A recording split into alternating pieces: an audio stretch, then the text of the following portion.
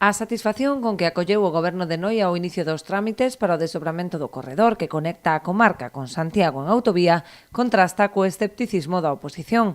Aluden a un presunto interese electoralista ao anunciar a actuación ás portas das eleccións autonómicas, cando nos últimos anos a Xunta deixou sen executar partidas destinadas a este proxecto.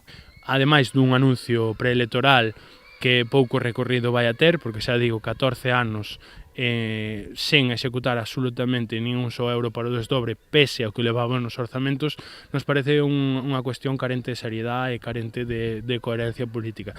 Pola nosa parte, reclamarlle que si van a executalo, que o fagan dunha vez por todas e o fagan directamente ata Noia. E que dende a Marea consideran que se trata dunha actuación insuficiente, posto que só contempla unha primeira fase no treito de Brión a Martelo, o que cualifican como un parche que non dá solución real ao problema. Despois de que a Xunta de Galicia e o Partido Popular anunciase a licitación do corredor que une Brión con Noia, dámonos conta, estudando un pouco a letra pequena, dámonos conta de que ese corredor só vai chegar a Martelo.